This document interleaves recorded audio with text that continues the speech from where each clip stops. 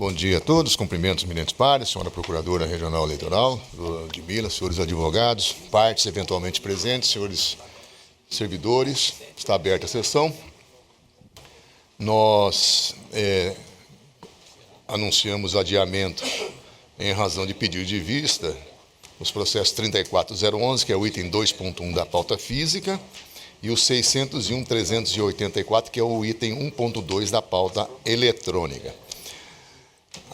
Anuncio ainda em razão da ausência justificada do Dr. Jackson Francisco Coleta Coutinho nesta sessão e naquela que será realizada no dia 13/12, que é agora sexta-feira, a retirada de pauta dos processos. Esse aqui não está o plano de segurança, não? Não, porque o mandato de segurança vai ser julgado. Não está aqui não, né? Então, como dito, em razão da ausência do Dr. Jackson Coutinho, ficam então justificada, né, nesta sessão e naquela que será realizada no dia 13/12, que é a próxima sexta-feira, fica retirado de pauta o processo 4988, o 600.330-69 e o 600.262-22, itens 2.2 da pauta física e 1.6 e 1.10 da pauta eletrônica. Esses estão os anúncios iniciais. A ata da sessão anterior fica aprovada, diante da ausência de manifestação em sentido contrário. Nós temos 2 pedidos de preferência com sustentação oral, e eu vou, então, anunciar... mas aqui ele está me pedindo um minutinho. Eu vou inverter a ordem aqui para passar da relatoria do desembargador Sebastião Barbosa Farias. O item 1.4, PJE 06000395, é um habeas corpus liminar, inaudita altera parte, trancamento de ação penal relativa à 39ª Zona Eleitoral de Cuiabá. O impetrante é Lenine Povas de Abreu e outros. O paciente é Alexandre Luiz Queiroz de Albuquerque. A relatoria, como dita, é do desembargador Sebastião Barbosa Farias, a quem passo a palavra. Trata-se de habeas corpus com pedido de liminar impetrado por Lenine Povas de Abreu e outros em favor do paciente Alexandre Luiz Queiroz Albuquerque, contra ato praticado pelo ilustre juiz da 39ª Zona Eleitoral, visando o trancamento da ação penal número tal que declina aqui, por exemplo, número grande, recebida para apurar o crime do uso de documento falso no sistema Fidia Web na Justiça Eleitoral, que teria sido perpetrado pelo paciente sob argumento de atipicidade da conduta.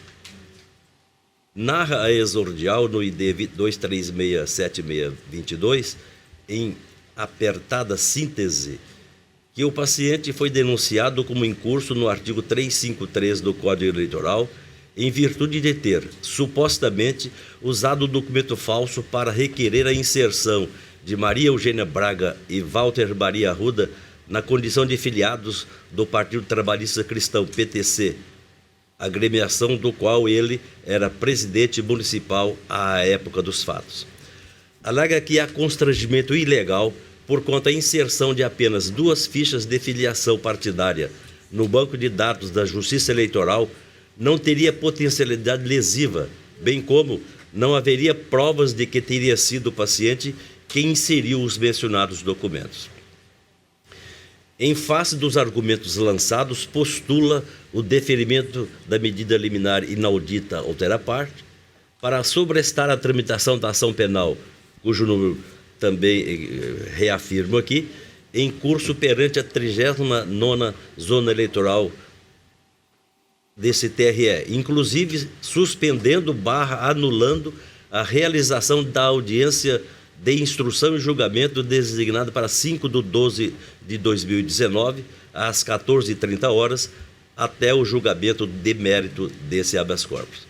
Aduz que o bem jurídico tutelado fé pública não foi violada por inserção de 2 eleitores no sistema Filia Web, na condição de filiados ao PTC, sobretudo porque esses dados nunca foram utilizados para fins eleitorais, por quem quer que seja, corroborando a atipicidade da conduta nos termos que clarifica o Tribunal Superior Eleitoral. Ressalta que a inserção de apenas 2 eleitores de forma equivocada no banco de dados da Justiça Eleitoral na condição de filiados seria totalmente insignificante, porquanto não houve o uso dessas informações para fins eleitorais e ninguém teria se beneficiado do ato. Entende, assim, que o uso de documento objeto de falsificação grosseira, perceptível por leigo, sem potencialidade lesiva, não configuraria o crime em tela. Argumenta que não há prova nos autos de que foi o paciente que teria inserido os mencionados dados no sistema, o que caracterizaria a atipicidade da conduta, uma vez que o ilícito criminal não admite a modalidade culposa. Argue que, diante da ausência de benefícios concretos para quem quer que seja, é flagrante a atipicidade da conduta. Ensejaria a absolvição sumária nos termos do artigo 397, inciso 2 do Código de Processo Penal, e o caso em análise comportaria a aplicação do princípio da insignificância, em decorrência de terem ocorrido apenas 2 filiações, as quais não foram levadas a efeito para nenhum fim eleitoral. Ao final, requer a concessão liminar do presente jurídice constitucional para sustar a tramitação da ação penal até o julgamento do mérito do remédio heróico por ausência de dolo específico, fins eleitorais, e, por consequência, a ausência de instrução e julgamento designada para o dia 5/12 de 2019, às 14h30, bem como a concessão em definitivo da ordem para o trancamento da citada ação penal diante da atipicidade da conduta, artigo 397, inciso 2 do CPP, questionada, e artigo 353 do Código Eleitoral. A inicial foi instruída com os documentos dos IDs. São vários IDs que declinam aqui, desde proceder à leitura, e o pedido de liminar for apreciado e indeferido, ID 238-5622. Foram juntadas aos autos as informações prestadas pelo meritíssimo juiz. Instado a se manifestar, a Procuradoria Regional Eleitoral opinou pela denegação da ordem, mantendo-se o indeferimento da liminar, ID 249-5872. Senhor presidente, egrégio plenário, é o relatório. Relatado, passa a palavra ao eminente advogado para sustentação pelo prazo legal. Muito obrigado, senhor presidente. Egrégia Corte, trata-se de habeas corpus objetivando o trancamento de ação penal por ocasião dos seguintes fatos. O paciente figura como réu em demanda que tramita na 30ª Zona Eleitoral de Cuiabá. A acusação, doutor Sebastião, consiste no uso de documento falso para fins eleitorais. Após a citação, ele ofertou resposta à acusação, alegando, entre outros, a atipicidade da conduta, porquanto o bem jurídico tutelado não teria sido violado, razão pela qual pugnou por sua absolvição sumária. Contudo, doutor Fábio Fioreza, a autoridade coatora indeferiu este pedido, gerando constrangimento ilegal, o que desafiou a impetração do presente habeas corpus, cuja ordem deve ser concedida para trancar a ação penal pelas razões que eu passo a declinar doravante. Excelências, na origem, a denúncia trata-se de denúncia formulada pelo Ministério Público Eleitoral em desfavor de Alexandre Albuquerque, sob o fundamento de que este, utilizando o seu login e senha do sistema Filia Web da Justiça Eleitoral, teria feito uso de documento falso para inserir 2 pessoas na condição de filiados ao PTC.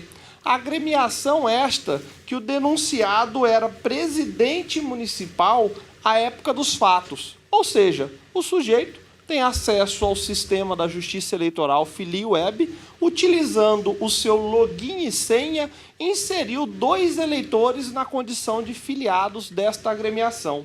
Entretanto, em sede de inquérito, essas 2 pessoas afirmaram que jamais subscreveram o documento que requereram suas respectivas filiações nesta agremiação. Ou seja, se trata de um documento com assinatura falsa. Esse contexto fez com que Alexandre Albuquerque fosse denunciado pelo parquê com SPEC no artigo 353 do Código Eleitoral. Entretanto, doutor Bortolucci, a conduta em questão é atípica. Se não, vejamos.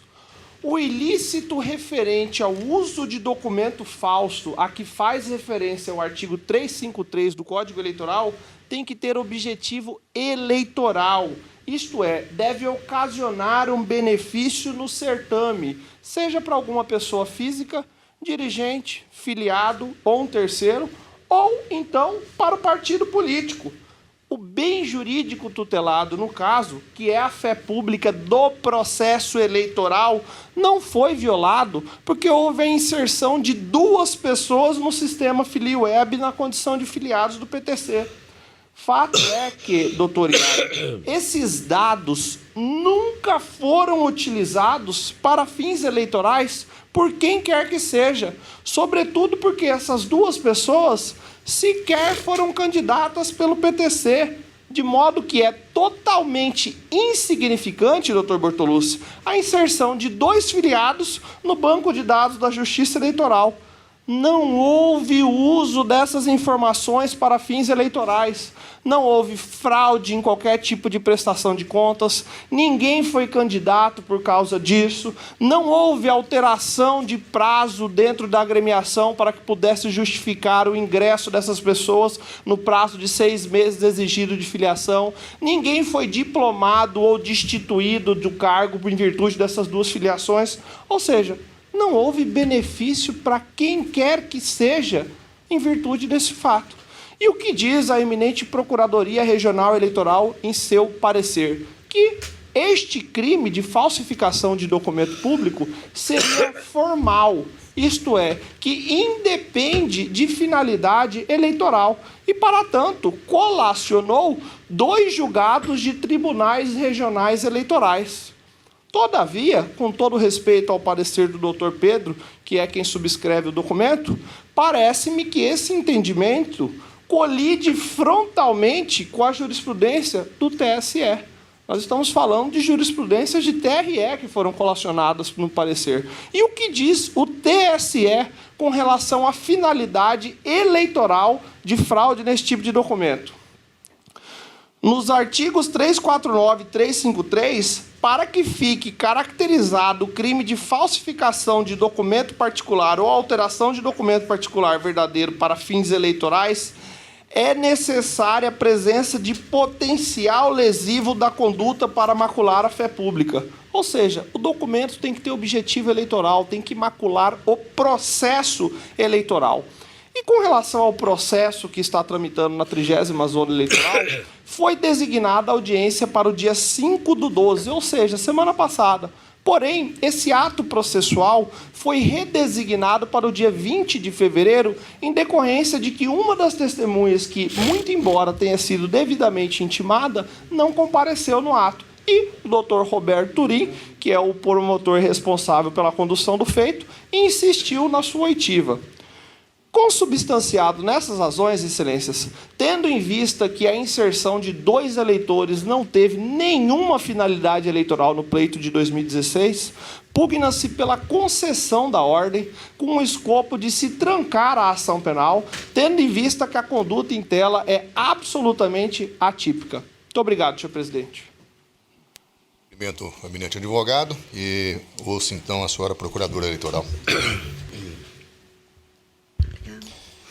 Bom dia. O Ministério Público Eleitoral, em síntese, ele mantém o parecer ministerial pela denegação do pleito de HC. Explico. Quanto à questão dos indícios de autoria, Veja-se que, em sede policial, o paciente, conforme foi elucidado pelo doutor advogado, ele afirma que não ter sido responsável pela filiação de Walter Maria Arruda e Maria Eugênia Braga, bem como alega que Leonan Sanders de Souza, João Paulo Pinto Ortega, Manuel Olegário de Souza Neto teriam acesso à sua senha do Filia Web. Por outro lado, indo em confronto ao que foi afirmado pelo paciente, o senhor Leonan Sanders, João Paulo Ortega e Manuel Olegário de Souza Neto, eles afirmam de maneira unânime que não fizeram a inclusão ou filiação do senhor Walter Maria Arruda e da senhora Maria Eugênia Braga, e que nunca compartilharam a senha de login do Filia Web do paciente. Conforme foi retratado agora pelo doutor advogado, o impetrante fundamenta que, ante a ausência dos benefícios concretos para quem quer que seja, seria flagrante a tipicidade da conduta e, ainda que não fosse assim, o caso concreto comportaria a aplicação do princípio da insignificância, tendo em conta serem apenas 2 filiações, né, que não deveriam ser levadas a efeito para nenhum fim eleitoral.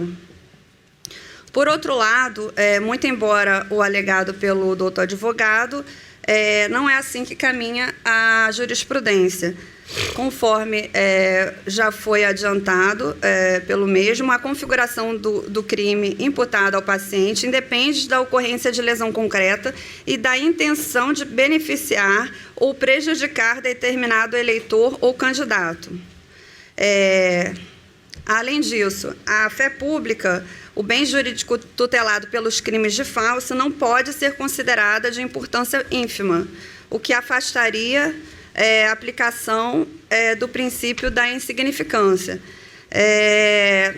Realmente, são colacionados julgados aqui do TRE, do Paraná, de outros tribunais, suscitando a questão de que a falsidade ideológica eleitoral seria crime formal, cuja caracterização demandaria relevância jurídica e fins eleitorais, e que independe de lesão concreta e da intenção de beneficiar ou prejudicar o eleitor ou candidato, né? E que a insignificância não pode ser aplicada quando o bem jurídico atingido for a fé pública eleitoral. Haveria, nesse caso, a impossibilidade, também é importante destacar, de se verificar a plausibilidade do que se alega ao impetrante, sem que, para isso, se proceda a um cotejo minucioso da matéria fático-probatória, o que, no caso, é vedado pela via do habeas corpus. Isso é um outro ponto importante. Então, sobre essa controvérsia existente no tema, a matéria objeto de instrução processual adequada deve ser objeto de instrução processual adequada sob pena de ofensa ao devido processo legal. No caso, o que se coloca é que, nos termos da jurisprudência das Cortes Superiores, o trancamento da ação penal pela via do habeas corpus é medida de exceção e só deve ocorrer o trancamento da ação pela via do HC nas hipóteses seguintes: a conduta não constitui crime em tese, né? Quando extinta a punibilidade ou inocorrentes indícios mínimos de autoria, que não seria o caso.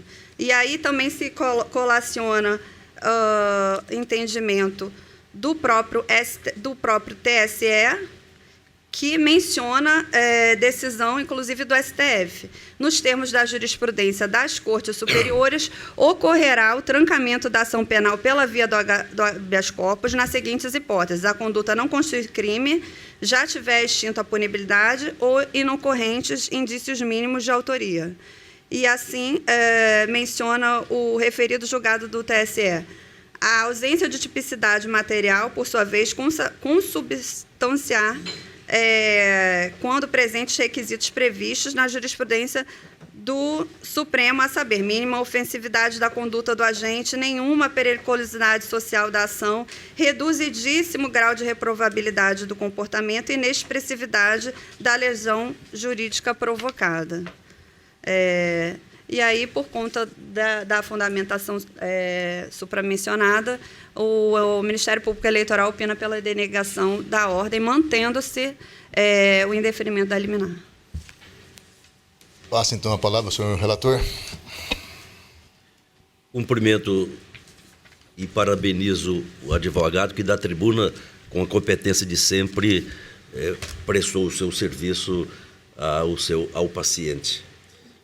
Senhor presidente, eminentes pares, conforme relatado, o impetente busca o trancamento da ação penal sob o fundamento de não restar configurado o crime previsto no artigo 353 do Código Eleitoral, que é fazer uso de qualquer dos documentos falsificados ou alterados, a que se referem os artigos 348 a 352, imputado ao paciente, uma vez que a peça acusatória, segundo o seu entendimento, narra fato atípico. É de se destacar, quanto ao tema, que o trancamento da ação penal por meio de habeas corpus é providência excepcionalíssima, que somente deve ser adotada quando houver comprovação de plano, de absoluta falta de provas, a tipicidade da conduta ou a presença de qualquer causa extintiva de punibilidade.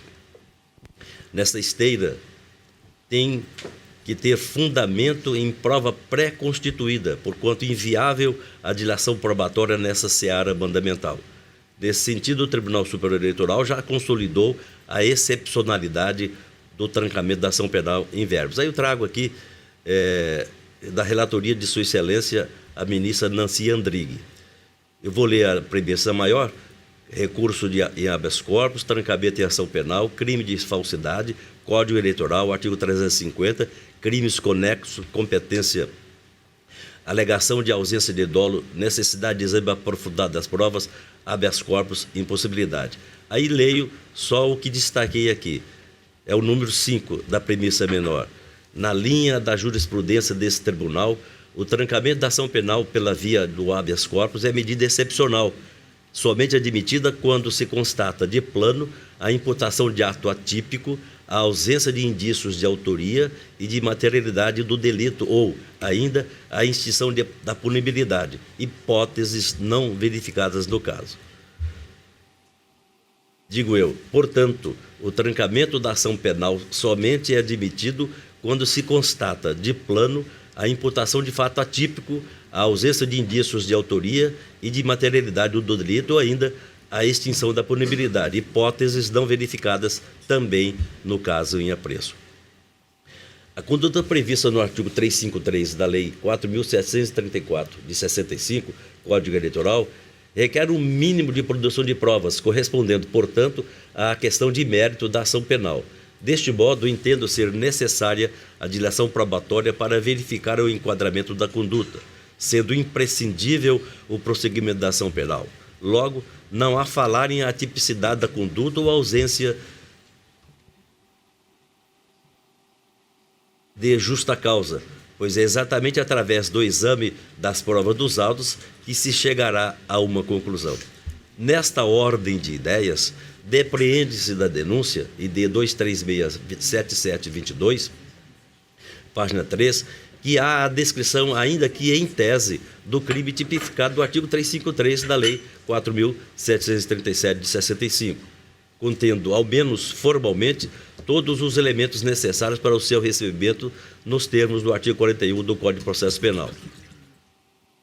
Aí deixo de trazer fragmento da denúncia, porque é de conhecimento de todos, e passo à frente. O fato narrado na denúncia configura, portanto, justa causa para a instauração da persecução penal, não havendo razão para se rejeitar a peça acusatória nos termos do artigo 395 e incisos do Código de Processo Penal.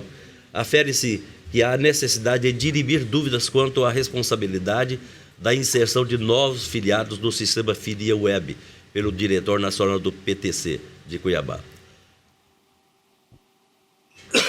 Desculpa. Essa desculpa eu não vou repeti-la, mas sempre que eu tossir, entenda que eu estou pedindo desculpa. Conforme dispõe o artigo 647 do Código de Processo Penal, o habeas corpus preventivo é remédio eficaz para impedir que alguém sofra iminente risco de coação ilegal em sua liberdade de ir e vir. Por sua vez, o artigo 3648 do mesmo diploma legal prescreve em seu inciso 1 que considerar-se-á coação ilegal a ausência de justa causa não demonstrada, repita-se, no caso em estudo. De outra banda, quanto à aplicação do princípio da insignificância por esta Corte Regional, entendo que caracterizaria a supressão de instância. Ademais, demandaria necessariamente amplo reexame da matéria fático-probatória, procedimento a toda evidência incompatível com a via do habeas corpus. Não é diverso o entendimento do Superior Tribunal de Justiça acerca do tema. Aí está para documentação julgados da relatoria de Sua Excelência, o ministro Rogério Schietti. Para além disso, digo eu, por oportuno, convém trazer à baila trecho do laborioso parecer do douto Procurador Regional Eleitoral, Pedro Melo Ribeiro. Eu recuso-me a pronunciar o nome francês dele, que pode sair errado. Em detrimento ao fundamento pelo impetrante, caminha a jurisprudência primeiro. A configuração do crime imputado ao paciente independe da ocorrência de lesão concreta e da intenção de beneficiar ou prejudicar determinado eleitor ou candidato. Segundo, a fé pública, bem jurídico tutelado pelos crimes de falso, não pode ser considerada de importância ínfima, o que afasta a aplicabilidade do princípio da insignificância. Aí tem mais, deixo de fazer a leitura, que da essência seria isso. Continuo. Destarte. Considero por demais prematuro o trancamento da ação penal ou exclusão dos crimes imputados ao paciente, inexistindo qualquer constrangimento ilegal sofrido pelo mesmo, porquanto existem indícios suficientes de autoria e materialidade, uma vez que os fatos e suas circunstâncias no tipo penal de uso de documento falso, artigo 353 do Código Eleitoral, estão bem descritos na exordial. Com essas considerações, em consonância com o parecer ministerial, voto pela denegação do writ constitucional, eis que, ausente qualquer das hipóteses a ensejar o trancamento da ação penal, por consequência, essa deve seguir sua marcha processual. É como voto, senhor presidente e eminentes pares. Com voto, doutor Lúcio. Eu acompanho o relator. Sebastião Monteiro. Senhor presidente, bom dia. Bom dia. A senhora digna representante do Ministério Público, doutora Ludmila, bom dia. Ilustre advogado, como bem destacado pelo relator, fazendo bom uso da tribuna. Eu tenho uma indagação de fato, só para, antes de proferir meu voto. O processo que deu origem à insurgência, no caso, essa ação penal popular, ela está em que fase? Está na fase de instrução? Me permite, presidente? Por favor. Foi designada a audiência para o dia 5/12. Foram ouvidas 2 testemunhas de acusação e são 5, salvo o melhor juízo. Só que as demais, embora devidamente intimadas, não compareceram e o promotor, Dr. Turim, insistiu nas respectivas oitivas, fazendo com que o ato fosse redesignado para o dia 20 de fevereiro. Pois bem, é sabido por todos, e vou poupá-los de inúmeras jurisprudências sobre essa situação, que a insurgência via habeas corpus, ela só é admissível em casos de flagrante ilegalidade. De outra banda, nós temos que fazer esse raciocínio paralelo com a utilização do habeas corpus com a marcha processual que deu origem à suposta ilegalidade, né, que justificaria a utilização do habeas corpus. Penso eu, nesses casos, que nós devemos sim, porque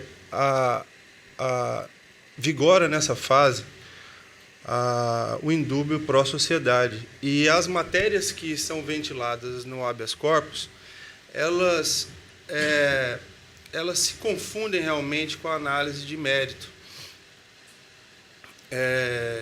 Provavelmente que estão sendo debatidas exaustivamente na ação principal. Então, penso eu que seja mais prudente agasalharmos as inúmeras jurisprudências que existem sobre o tema, que recomenda a utilização para casos de flagrante ilegalidade. Nesse caso, a marcha processual ainda atravessa a fase de instrução probatória e penso que é lá o ambiente correto e adequado para enfrentar discussões como autoria e materialidade delitiva. Então, senhor presidente, adoto os fundamentos expostos com bastante rica fundamentação o voto do desembargador relator. É como voto, senhor presidente? Henrique. Eu voto com o relator, presidente. Doutor Iali. Excelência, bom dia digna procuradora, eminentes pares, doutor Causídico, com um grande dom de oratória, inclusive. Isso é bom, né? Ontem esteve no meu gabinete me apresentando os memoriais e brilhantemente repetiu o que realmente estava nos memoriais. Presidente, eu entendo nesse caso que não existe justa causa para, neste momento, trancar a ação. Concordo com o doutor Sebastião no que disse, com o nobre relator, desembargador Sebastião, e eu entendo que isso aí é uma matéria que se confunde muito com mérito. Então, peço vênia ao nobre advogado e também acompanho o relator. Como voto? Eu fiz algumas anotações, também recebi a visita do Dr. Lenine ontem em meu gabinete, despeciando dizer que trancamento de habeas corpus, matéria crivada pela excepcionalidade, só quando a ausência de justa causa comprovada de plano. O HC, via de regra, por não ter possibilidade de dilação probatória, fica muito difícil discussão sobre autoria delitiva. Só quando comprovada que não tem nenhuma participação, e isso é muito difícil de se realizar, é que pode-se trancar uma ação penal pela via do habeas corpus. Definir se o dolo foi específico ou genérico também é matéria que envolve ampla produção probatória. Nós não podemos dizer, olha, não tinha dolo, ele não queria fazer isso, ou também se foi o paciente ou foi algum outro membro da agremiação que utilizou o nome do paciente para a inserção desses dados.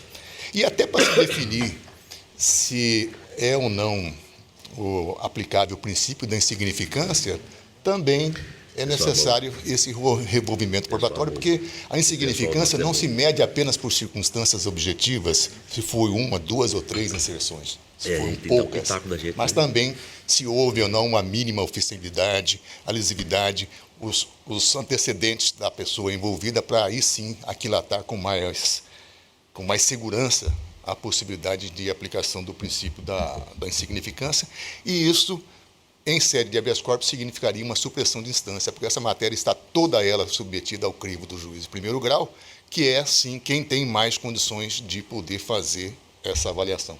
De forma que eu também tenho meu voto aqui oral no sentido de acompanhar o doutor relator.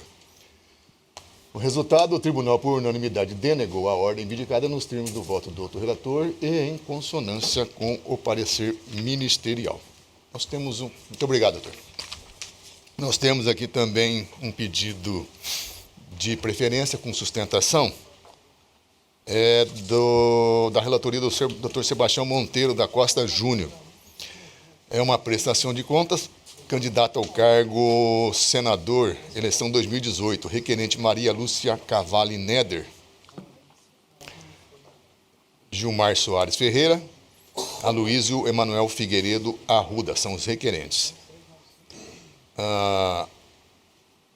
O doutor Estácio falará em nome dos requerentes. E, como dito, a relatoria é do doutor Sebastião Monteiro, a quem passo a palavra.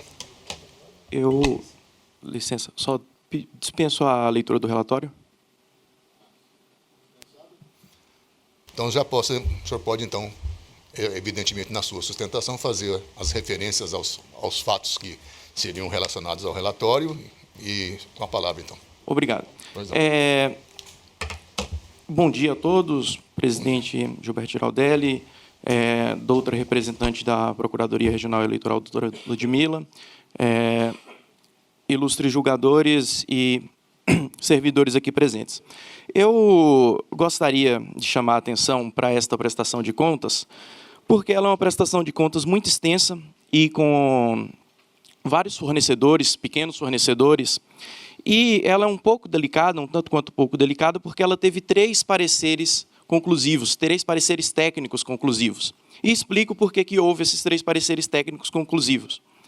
Ela foi e voltou, doutor Bortolucci, da CCIA algumas vezes para corrigir exatamente alguns equívocos da análise da própria CCIA. Né? Só que nem todos esses equívocos foram, né, corrigidos ao longo desses 3 pareceres técnicos conclusivos. E alguns, então, ficaram para ser corrigidos aqui neste julgamento. Então, até por haver 3 pareceres técnicos conclusivos, eu não vou ficar aqui citando os apontamentos item por item, porque há alguns apontamentos que estão em mais de um parecer, o que seria maçante, e eu preferi, então, fazer essa separação aqui no que diz respeito aos fornecedores. Então, pegar aqui cada fornecedor em que foi feito o apontamento, para tentar aqui corrigir os equívocos das análises técnicas e que foram seguidos, em sua maioria também, pela Procuradoria Regional Eleitoral. O primeiro fornecedor é o Pedro Ramilo Rocha Leite, e aí eu vou fazer um esclarecimento fático acerca desse apontamento, porque no parecer técnico preliminar, a CCIA pediu apenas os documentos para aprofundamento de análise. E aí, então, a requerente juntou ao processo a nota fiscal, um cheque nominal e cruzado de pagamento ali para o fornecedor e o contrato de prestação de serviço. Veja que, né, já estavam ali presentes os documentos idôneos para comprovar a despesa realizada com esse fornecedor. No entanto, a CCIA disse que o contrato e que a nota fiscal eram vagos e amplos. O que fez, então, a requerente? Pegou uma declaração do fornecedor, ele detalhando todos os serviços que ele prestou, que foi um serviço de análise estatística e de produção de peças para as mídias sociais. Ele detalhou, então, nessa declaração, pegou uma declaração do coordenador financeiro da campanha, afirmando também, doutor Yali, que havia sido prestado o serviço, mas, ainda assim, a CCIA entendeu que a CCIA e a Procuradoria entenderam que não está comprovado a prestação de serviço. E veja, tem nos autos 5 documentos idôneos que comprovam a prestação do serviço. Nós temos a nota fiscal, nós temos o contrato de prestação de serviço, o cheque que foi pago e temos ainda a declaração do fornecedor e do coordenador financeiro da campanha. E aí, a CCIA, então, faz esse apontamento e pede a devolução desses valores, o recolhimento desses valores ao Tesouro Nacional. Eu entendo, né, que, como bem diz a resolução e a legislação, o documento idôneo para comprovar os gastos eleitorais é a nota fiscal. Esta está nos autos. E, além da nota fiscal, doutor Fábio, nós temos também o contrato e a declaração. Minuciosamente, a declaração estabelece ali quais foram os serviços prestados. Então, eu entendo que esse apontamento ele pode ser sanado, não havendo necessidade de devolução desses valores, do valor dessa nota, para o Tesouro Nacional. O segundo apontamento aqui, crucial, e eu estou apenas trazendo os mais relevantes, é acerca dos gastos com intérprete de Libras. Veja, o intérprete de Libras é um serviço peculiar. A CCIA aqui aponta que o valor de mercado gasto com o intérprete de Libras foi superior. O valor gasto pela campanha foi superior ao valor de mercado. Duas coisas aqui. Primeiro, o serviço de intérprete de Libras é um serviço peculiar, né? Nós temos poucos profissionais que prestam esse serviço, e no período da campanha eleitoral, doutor Yali, veja, todas as campanhas precisam desse prestador de serviço. Lei da oferta e da procura. Se nós temos todas as campanhas procurando esse prestador de serviço, é claro que ele vai ficar um pouco mais caro, porque nós temos poucos profissionais nessa área. E chama a atenção ainda que a CCIA utilizou aqui como parâmetro para estabelecer que o valor é fora de mercado, um site chamado salarios.com, que não tem nenhum lastro, não é ligado a nenhum órgão governamental, não é ligado à categoria dos intérpretes de Libras, é apenas, né, um site que não é uma fonte fidedigna para estabelecer, né, parâmetro para valor de mercado da função de intérprete de Libras. E aí, até por isso, né, eu dei uma olhada no site do Sindicato Nacional dos Intérpretes de Libras e verifiquei lá que o valor por minuto para intérprete de Libras é de R$ 64,00. E aí eu lembro aos senhores que a candidata aqui possuía o maior tempo de TV desta campanha eleitoral, da campanha eleitoral passada, né? Sendo quase 6 minutos, dividido entre ela e o outro candidato, quase 3 minutos diários de televisão. E produziu vários, né, peças publicitárias para a televisão. Né? Tanto é que o maior gasto desta prestação de contas é com serviço audiovisual, né? Principalmente a campanha de TV. Né? O que faz jus, então, o valor pago à intérprete de Libras. Então, para concluir aqui essa questão do intérprete, eu chamo a atenção para o parâmetro que a CCIA utilizou, que não é um parâmetro fidedigno. O serviço é um serviço peculiar, e a candidata possuía um tempo de TV extenso e fez muitos programas de TV. É claro que, caso os senhores entendam que o apontamento da CCIA está correto e que o parâmetro utilizado está correto, eu pediria subsidiariamente, porque eu entendo que o serviço foi prestado. Todos os programas, inclusive, estão nos autos, foram juntados aos autos. E de modo que ele foi prestado, e a intérprete de Libras foi, portanto, remunerada para isso, que não se devolva o valor completo, porque está se pedindo aqui a devolução integral do valor que foi pago a ela. Então, que se decote o teto da categoria e que se devolva apenas a diferença. Isso de forma subsidiária, porque eu entendo que o valor pago à intérprete de Libras foi um valor justo e devido pelas razões que já expus. Um outro apontamento aqui, muito importante, e esse é bem sensível, é em relação aos serviços de maquiagem e a sua configuração como gasto eleitoral. Sustentam tanto o setor técnico, tanto quanto a Procuradoria, que os serviços de maquiagem prestados à candidata não seriam gastos eleitorais. Ora, o serviço de maquiagem, ele é claramente, de forma evidente, um serviço auxiliar à de prestação, à produção audiovisual. Quando você faz uma produção audiovisual, vai gravar um vídeo, vai fotografar o candidato, é lógico que é necessário maquiagem para fazer isso. Tanto para o candidato, quanto para os apoiadores que vão aparecer no vídeo, eventuais figurantes, todo mundo que vai, né, para o vídeo, ele vai receber algum tipo de maquiagem. Né? E aqui nós ainda estamos falando de uma campanha feminina que tradicionalmente vai usar um pouco mais, né, de maquiagem. Falo com tranquilidade que todas as campanhas utilizaram serviços, né, de maquiadores. O que ocorre aqui é que, porque esta campanha lançou nas suas notas fiscais, né, aliás, os fornecedores lançaram nas notas fiscais serviço de maquiagem, e porque talvez não tenha na resolução lá serviço de maquiagem como gasto eleitoral, está aqui a se dizer que isso não seria um gasto eleitoral. Ora, é um gasto eleitoral porque é um gasto auxiliar de produção audiovisual. Né? Talvez as outras campanhas tenham colocado, sei lá, auxiliar de produção ou algum outro ponto. né, ou ter dado algum outro nome genérico a esses prestadores de serviços, mas certamente todos utilizaram maquiagem. Porque eu diria que seria imprescindível a produção audiovisual, o profissional de maquiagem. E aí a CCIA pede, então, a devolução desses valores, né, por profissionais que prestaram o serviço e foram remunerados por isso, em algo que é muito comum. Eu não vou me estender muito, acho que esse ponto é até claro, e o meu tempo ali é exíguo. O outro ponto aqui que eu julgo relevante é a questão de uma passagem aérea, né, para uma pessoa que não estava inicialmente registrada na campanha. Dá o contexto fático desse acontecimento.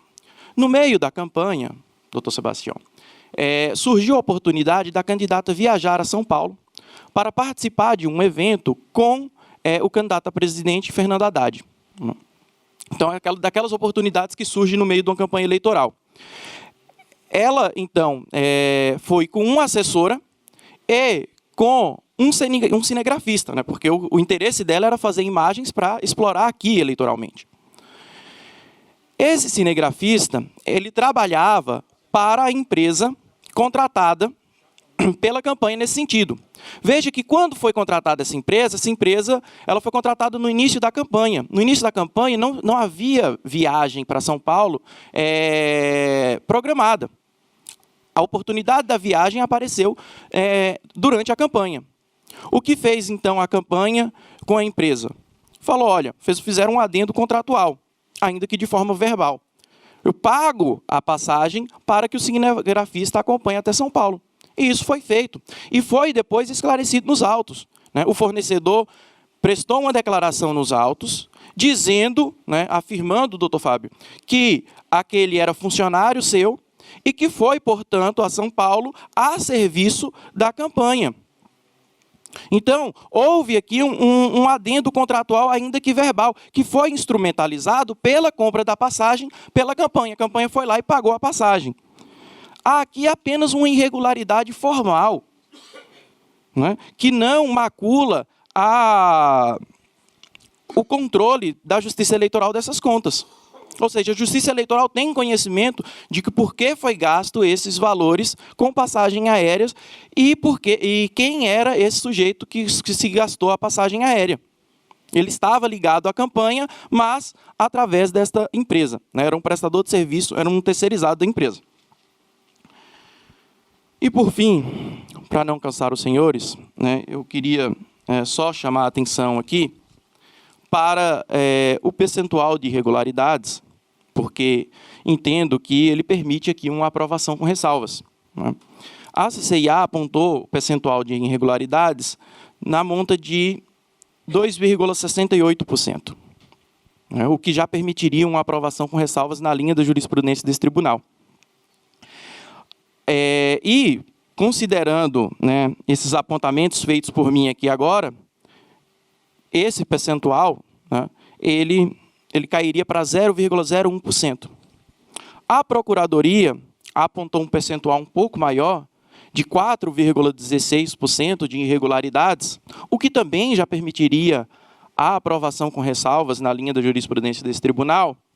Mas, no entanto, se observado essas considerações feitas por mim nesta tribuna, esse percentual apontado para a Procuradoria cairia para 1,6%, o que também permite, na linha de jurisprudência desse tribunal, a aprovação com ressalvas. E é isso, portanto, senhores, que eu rogo a vocês, a vossas excelências, a aprovação destas contas com ressalvas. Obrigado. Cumprimento o senhor advogado e passa, então, a oitiva da senhora procuradora eleitoral. Bom dia. Primeiramente, quanto à questão de preliminar de preclusão para a juntada de novos documentos, muito embora a PRE tenha suscitado a preliminar em questão, fazendo a devida análise, que o requerente se manifestou alegando que tinha colacionado em tempo os documentos fiscais referente aos itens 7 e 9.2.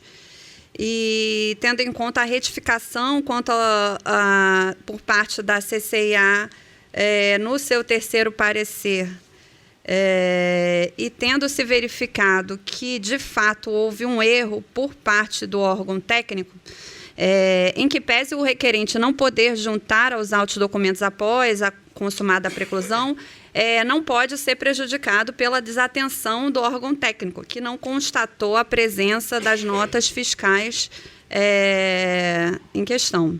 Então, de qualquer maneira, o Ministério Público Eleitoral requer desconsiderada, doutor advogada, a preliminar de preclusão. Quanto à questão de todas as irregularidades e impropriedades técnicas, irregularidades mencionadas não só pelo órgão técnico, mas no parecer ministerial, é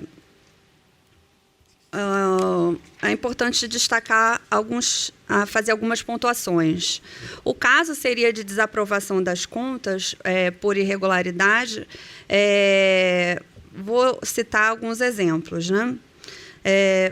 Apurou-se que foram declaradas por outros candidatos transferências recebidas do prestador de contas, mas que não foram registradas nas prestações de conta, revelando inconsistência nas informações declaradas. Essas transferências, que constam do item 6, foram para os candidatos Raimundo Edivaldo Costa, na ordem de R$ 673, e Maria do Socorro Pereira Cruz, na ordem também de R$ 673.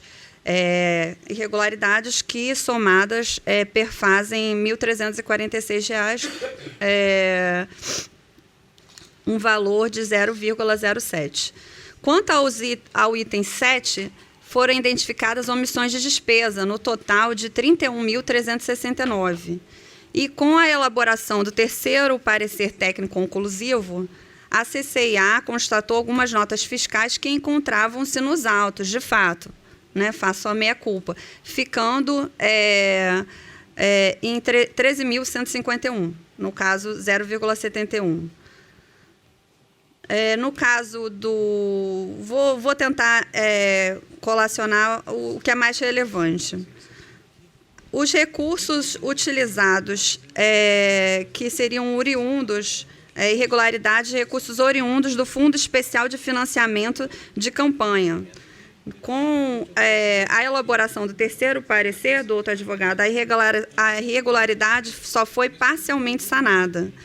E quanto aos itens 9.2, já no valor de 29.000, e o 9.2C4, no valor de 8.000, sendo o montante de 37.000, totalizando 2,02.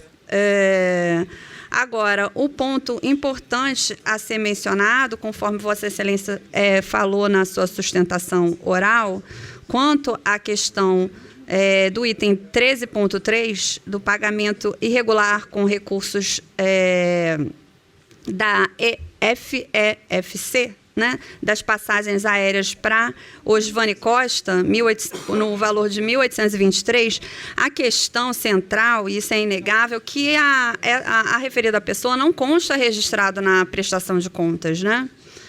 Isso é um fato inegável. E no item 13.4, com a constatação da produção de programas de televisão, com os esclarecimentos e a comprovação com documento detalhado dos serviços. De fato, há outras irregularidades, e aí, quanto à questão que Vossa Senhoria mencionou da maquiagem, né? Do serviço de maquiagem. Também é um fato inegável que esse serviço não está elencado no rol de gastos eleitorais, doutor advogado. Então, não constituiria uma despesa acessória dos gastos com publicidade e propaganda. E, assim, a candidata tem que restituir aos cofres públicos os valores referentes a esses gastos, no caso, 8.000. Tem também a outra irregularidade quanto às 130 fitas XDCAM adquiridas pela empresa espaço digital, né, que deveriam ser encaminhados ao partido político por constar como sobra de bens móveis. Vossa Senhoria mencionou da questão de diferenciação dos valores, né, da possibilidade de aplicação do princípio da proporcionalidade, razoabilidade, tendo em conta que, na sua análise, o valor diminuiria, né, quanto às irregularidades e, consequentemente, o percentual, né? Por outro lado, mesmo que isso poderia se configurar, além das irregularidades materiais que têm reflexos financeiros perfazendo os 4,16%, R$ 76.309, né, com os recursos manejados, o que é importante destacar, e esse é o ponto principal, há que se levar em consideração também que há presença de irregularidades graves, gastos irregulares com recursos advindos de recursos públicos, e a omissão dessas despesas. E só isso, por si só, já inviabilizaria qualquer possibilidade de aplicação da razoabilidade e da proporcionalidade em relação ao prestador. E aí é colacionado, inclusive, entendimento do TRE Mato Grosso, né? Não só do TSE, julgado nesse sentido, mas aqui desse tribunal, de que a omissão de despesa seria falha grave o suficiente para macular as contas e gerar a sua desaprovação. E, nesse sentido, a PRE manifesta-se pela desaprovação das contas, pugnando também pelo recolhimento ao Tesouro Nacional dos valores de 37 mil, referente à não comprovação de despesas pagas quanto ao fundo do FEFC, né? Desse parecer e que estão relacionados no parecer conclusivo. Esse é o entendimento ministerial. Torna a palavra, então, ao senhor relator.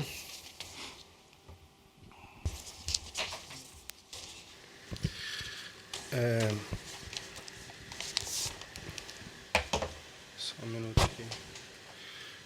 Conforme relatado,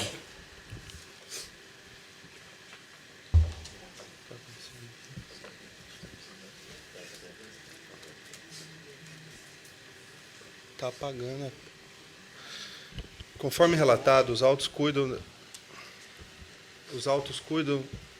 da prestação de contas da candidata a senadora Maria Lúcia Cavalli Neder, Gilmar Soares Ferreira e Aloísio Emanuel Figueiredo Arruda. Feito esses registros, destaco que durante a campanha a candidata arrecadou R$ 1.847.407,55 centavos e contraiu despesas na ordem de R$ 1.831.387,75 centavos. De tudo quanto auditado, após análise de cada uma de suas explicações e avaliados os documentos constantes dos autos, a candidata não conseguiu sanar as seguintes falhas. Transcrevo aqui no voto escrito aqui as inconsistências, as quais eu já afastei, são matérias já conhecidas já deste plenário. As irregularidades consistem no item ponto 6, transferência de valores a outros candidatos não registrados na prestação de contas. A candidata sanou parte das irregularidades constituídas em doações, com a juntada do documento, porém não regularizou as transferências efetuadas a Maria do Carmo Socorro Pereira Cruz e Raimundo Edivaldo Costa, cuja soma resulta na cifra de R$ 1.346,98, equivalente a 0,07 percentual das despesas contraídas. O item 7, a omissão de despesas. A candidata sanou parte das irregularidades, sem, contudo, apresentar documentos idôneos que corroborem os gastos pactuados com fornecedores Vaquinha.com, Negócios Virtuais Limitada, e João Carlos Fincato Filho, resultando na omissão fiscal de R$ 13.151,45, o que equivale a 0,71% da movimentação de campanha. No item 9.2, subitens B e C, a omissão de despesas efetuadas com recursos do Fundo Especial de Financiamento de Campanha, FEFEC. No terceiro parecer técnico conclusivo, a CCEA desdobrou a irregularidade noticiada em 2 subitens, 9.2C3 e 9.2C4, e afirmou, quanto ao primeiro, relativo ao contrato celebrado com o fornecedor Pedro Ramiro Rocha Leite, no valor de R$ 29.000, que os documentos apresentados não se afiguram idôneos. Em relação ao segundo subitem, referente ao pactuado com a intérprete de Libras, Letícia Kelly Denise Cortes, salientou que o respectivo contrato é incompleto e o valor cobrado pelos serviços da profissional correspondem a R$ 8.000, está acima da média de mercado. Isso é o relatório, o parecer técnico da CCA. Por essas razões, o órgão técnico entende que as irregularidades acima descritas subsistem e que os valores das despesas R$ 29.000 e R$ 8.000 provenientes de recursos públicos devem ser devolvidos ao erário. Pois bem, se analisados os apontamentos de forma pormenorizada, a conclusão a que se chega é diversa da CCIA e do órgão ministerial.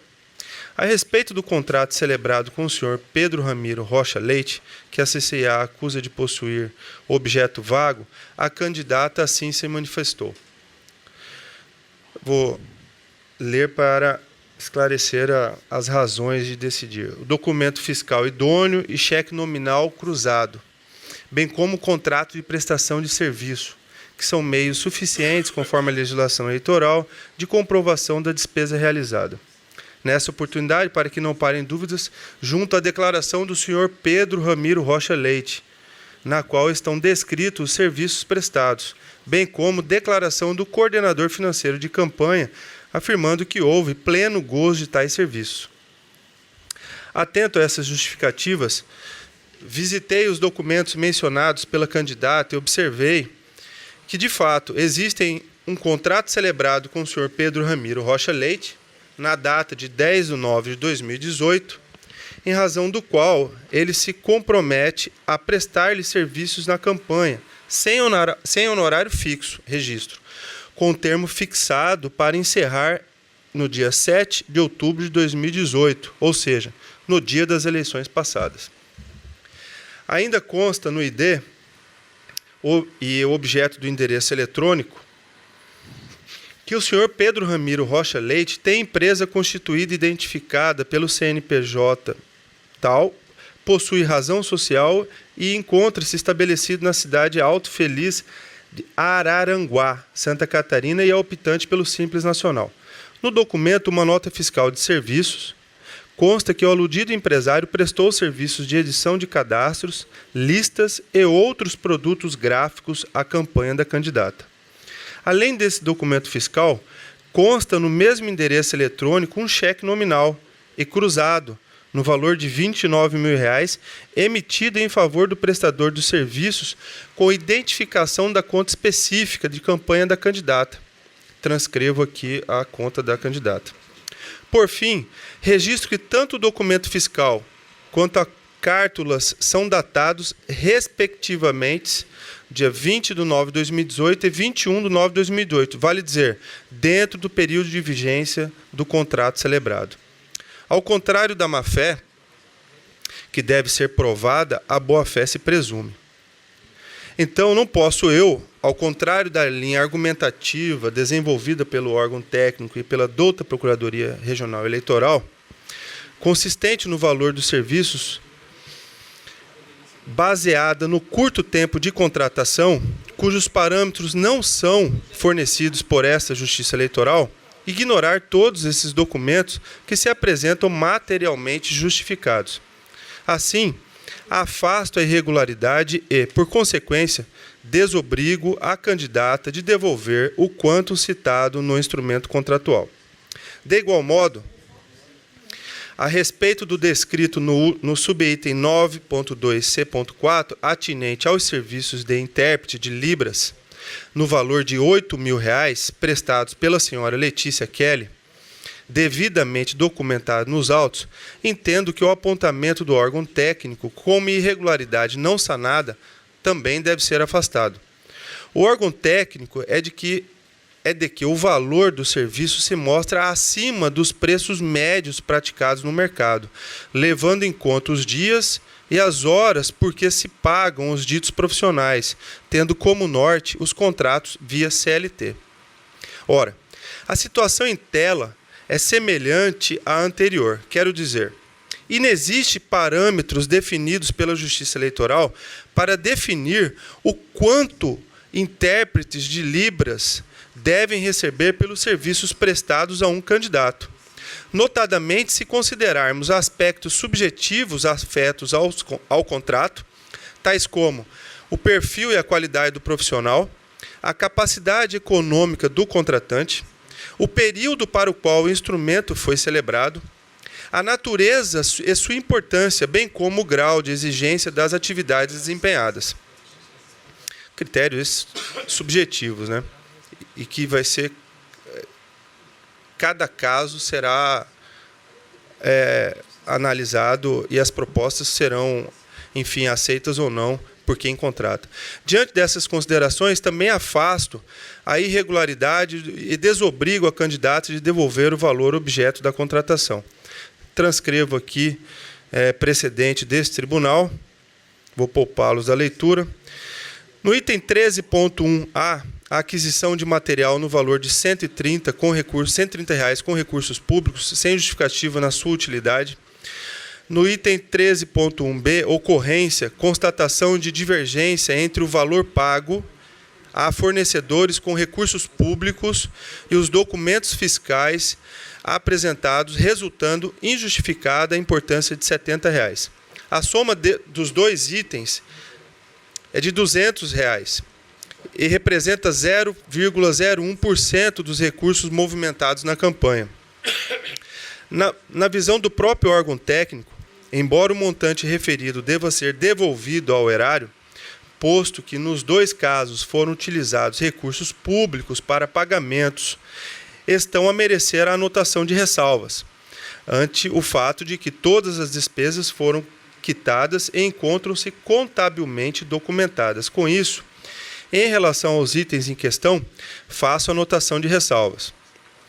No item 13.3, constatação de pagamento de passagens aéreas com recursos públicos à pessoa não registrada na prestação de contas, a manifestação da candidata sobre o item não foi suficiente para justificar a despesa, dado que o contrato celebrado para aquisição de passagens aéreas com a empresa Braço Rubson Ferreira Barbosa, com vigência durante a campanha eleitoral, não previa inicialmente tal deslocamento nem recebeu adendo para a respectiva finalidade. Essa irregularidade consumiu R$ 1.823,09 dos recursos públicos de que se dispunha a candidata e representa 0,1% da movimentação de campanha. No item 13.4, a realização de serviços estéticos, aqui explicitados pelo doutor advogado, que foi utilizado para contratação de serviços de maquiagem, no montante de R$ 8.000 e custeados com recursos públicos, que não constituem gastos eleitorais nem se configuram acessórios de despesas com publicidade e propaganda. A manifestação da candidata, mesmo com todas as justificativas e documentos apresentados, não elidiu a irregularidade, que representa 0,43% da movimentação de campanha. Em resumo, os reflexos financeiros provocados pelo uso indevido de partes dos recursos públicos arrecadados na campanha alcançam o montante de R$ 10.023,09, correspondente a 0,54% das receitas auditadas. Nesse contexto, é de se considerar que as irregularidades não sanadas não justificam a desaprovação das contas, tanto porque equivale a menos de 1% do total dos recursos arrecadados e movimentados na campanha da candidata, como porque não impediram a efetiva fiscalização das contas examinadas. Evidencia-se, pois, cabível na hipótese a aplicação dos princípios da proporcionalidade e da razoabilidade, tal como esta Corte Eleitoral vinha adotando em casos semelhantes. Transcrevo novamente aqui outro voto desta Egrégia Corte, da lavra do Luiz Aparecido Bortolucci Júnior, do dia 21/11 de 2019. Isto posto, voto pela aprovação com ressalva das contas de Maria Lúcia Cavalli Neder, Gilmar Soares Ferreira, Aloysio Emanuel Figueiredo Arruda, concorrente ao cargo de senadora no pleito eleitoral de 2018, e seus suplentes. Determino ainda o recolhimento ao Tesouro Nacional da importância total de R$ 10.023,09, face à utilização indevida de recursos públicos do Fundo Especial de Financiamento de Campanha, relatado pelos órgãos técnicos nos itens tais, nos termos do disposto do artigo 82, parágrafo 1º da Resolução do TSE de 2017. Senhor presidente, é como voto.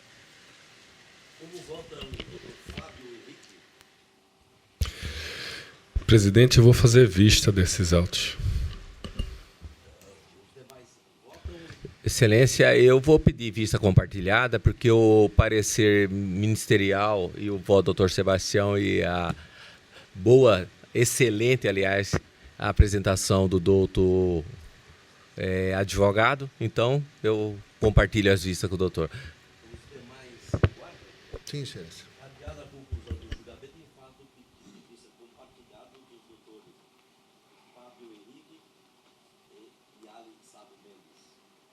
Obrigado.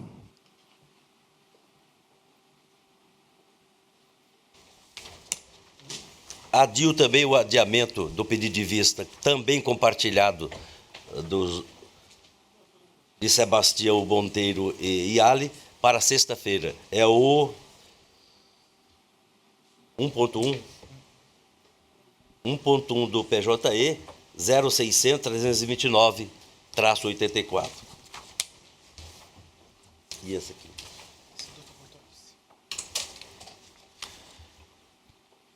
Chama a julgamento o 1.3, o processo do PJE 0601-283-67, prestação de contas, requerente Nilza da Silva Bartiniski, da relatoria do doutor Luiz Aparecido Bortolucci Júnior, que tem a palavra. Obrigado, senhor presidente. Trata-se de prestação de contas apresentada por Nilza da Silva Bartiniski, candidata ao cargo de deputado estadual das eleições de 2018. Consoante certidão inserida nos autos, não houve impugnação à prestação de contas. O relatório preliminar emitido pela Coordenadoria de Controle Interno e Auditoria apontou inconsistências nas contas em apreciação e ausência de documentos. Intimado candidato manifestou-se, ocasião em que prestou esclarecimentos e apresentou conta retificadora. Em seguida, o CCA emitiu um novo parecer, opinando pela desaprovação das contas, devendo o candidato recolher ao Tesouro Nacional a importância de R$ 6.900, em razão da não comprovação de gastos realizados nos recursos oriundos do Fundo Especial de Financiamento de Campanha. Instado a se manifestar, a doutora Procuradora Regional Eleitoral pugnou pela desaprovação das contas, em razão da gravidade das irregularidades apontadas, bem como devolução do valor apontado pela CCIA. É o relatório, senhor presidente. Ouço Sua Excelência a Procuradora. Mantenho o parecer ministerial. Mantido o parecer, a palavra retorna a Vossa Excelência.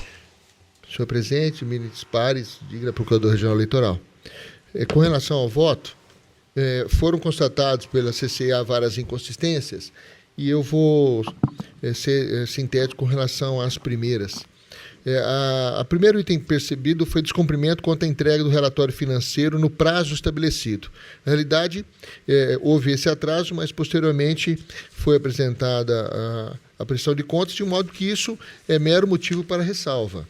O segundo tópico foi gastos eleitorais realizados em data anterior à data inicial da entrega da prestação de contas, mas não informados, mas que posteriormente também, em prestação de contas retificadora, foi informado, de maneira que isso não é suficiente para macular a lisura das contas e é passível também meramente de ressalva.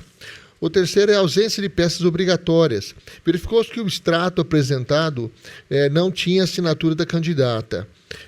A gente pude perceber, constatando, que essa impropriedade também não vai afetar a confiabilidade das contas, motivo pelo qual também não enseja por si só desaprovação. A partir do quarto item é que começam as irregularidades com maior gravidade. O quarto, então, omissão de receitas, doação direta realizada por outro candidato e partido e não registrado na prestação. Confrontando a prestação de contas apresentada e as informações constantes da base de dados da Justiça Eleitoral, verificou-se que os partidos e candidatos abaixo relacionados declararam haver realizado as seguintes doações à candidata. E eu apresento o rol aqui dos doadores, mais precisamente a direção estadual e distrital do PRB de Mato Grosso, com os respectivos valores. Trata-se de doações estimadas em espécie que não constaram da presente prestação de contas, revelando omissão de receita.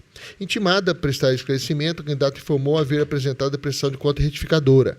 Apesar da informação trazida pela candidata, após análise da prestação de conta retificadora, verificou-se que as doações acima declaradas por candidatos e partidos doadores permaneceram omissas na prestação de contas da candidata, revelando omissão do registro de receita. Com relação à doação em dinheiro no valor de R$ 1.583,50, destaca-se o fato de constar do extrato bancário eletrônico da candidata o registro do crédito do valor, corroborando dessa forma o recebimento da doação e consequente omissão do registro de receita. Trata-se, portanto, de irregularidade passiva de desaprovação que envolve um montante de R$ 5.248,50 não declarados. Quinto item, receitas estimáveis em dinheiro, ausência de documentação comprobatória.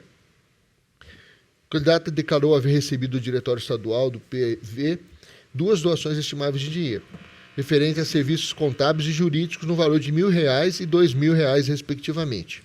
Intimada a apresentar respectivos contratos, bem como recibos, a candidata limitou-se a informar, apresentando prestação retificadora. Verifica-se que os recibos e contratos solicitados não foram carreados aos autos, havendo assim infração ao artigo 9º e 56 da Resolução 23553/2017. Trata-se de irregularidade que conduz à reprovação por contas e envolve um montante de R$ 3.000. Sexto item, divergência entre dados do fornecedor constante da prestação de contas e informações da base de dados da Secretaria da Receita Federal. Foi detectada divergência do nome e CPF do fornecedor constante da prestação de contas e as informações constantes da base de dados da Receita. O fornecedor seria Joanilson Arevaldo Ribeiro da Silva, e consta na base como Ana Paula Araújo dos Santos, valor de R$ 400. Intimado de se manifestar, a candidata informou haver apresentado retificadora.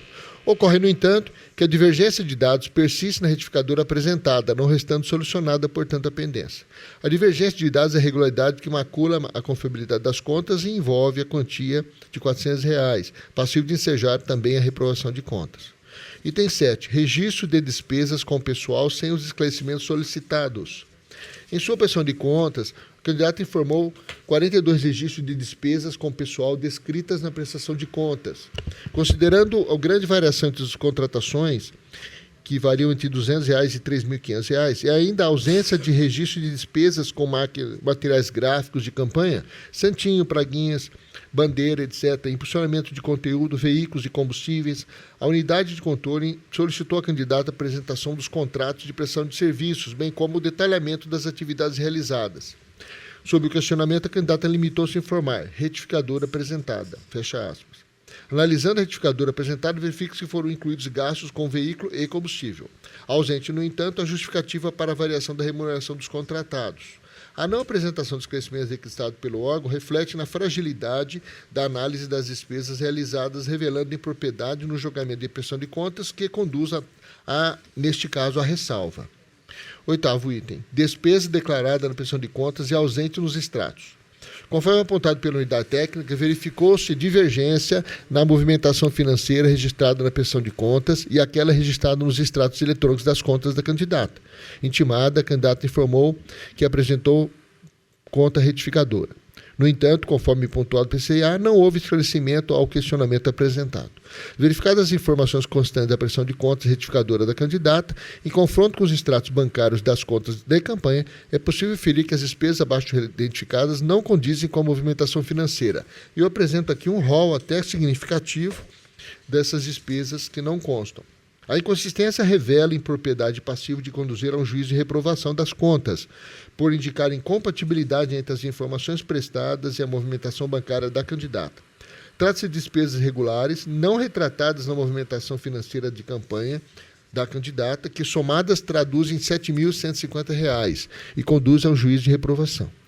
9º e último item, despesas que constam nos extratos bancários e ausentes na prestação de contas. Ao analisar a prestação de contas da candidata, a unidade identificou omissão de despesas de R$ 1.900, após confronto das informações constantes do extrato da conta destinada à movimentação de outros recursos. Com relação à conta que movimentou recursos oriundos do Fundo Especial de Financiamento de Campanha, não foram registrados na prestação de contas conforme a planilha abaixo. E eu apresento, então, o rol também desses valores.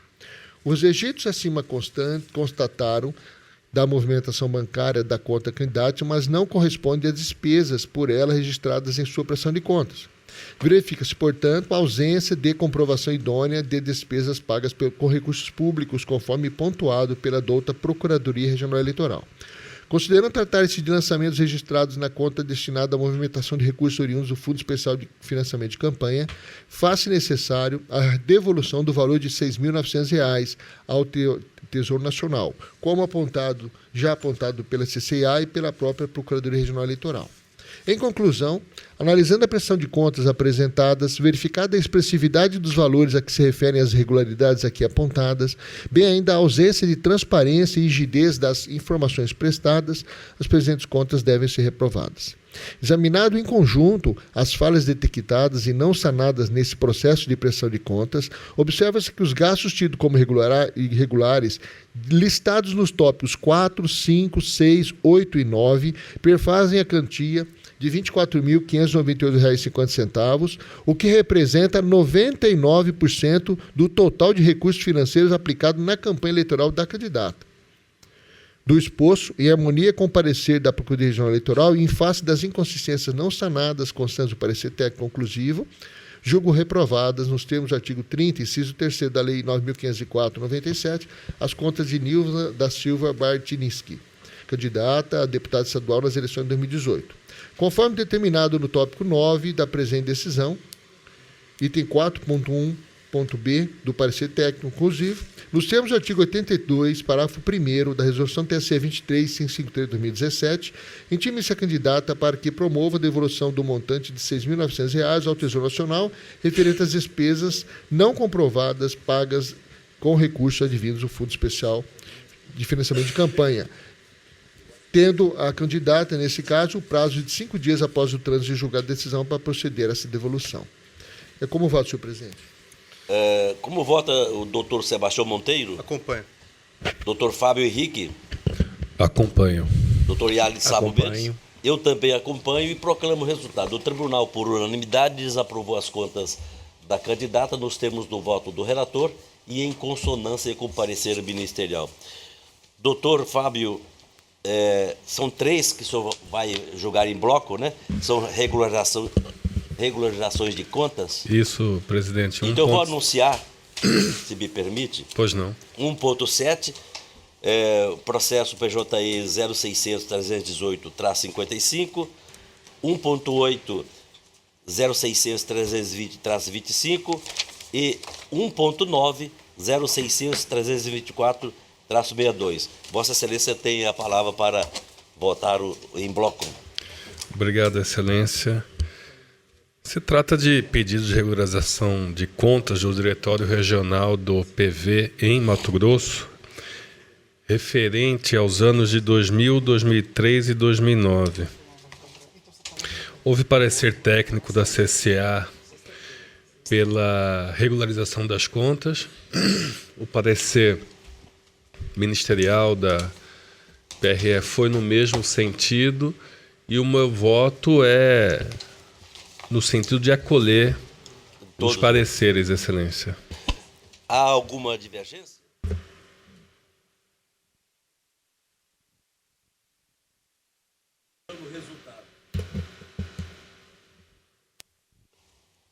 Então, no 1.7, 1.8, 1.9, o resultado serve para todos eles. O tribunal, por unanimidade, deferiu os pedidos de regularização de contas partidárias nos termos do voto do doutor relator e em consonância com o parecer ministerial. Antes de encerrar os nossos trabalhos, nós teremos aqui um singelo evento de formatura do Soletre. Se os membros e a senhora procuradora quiserem ficar, será uma honra para nós, para verificar na prática o que um projeto aparentemente simples faz e produz. E, não havendo mais nada a ser tratado, declaro encerrada a sessão, agradecendo a proteção de Deus e a todos nós que aqui estivemos.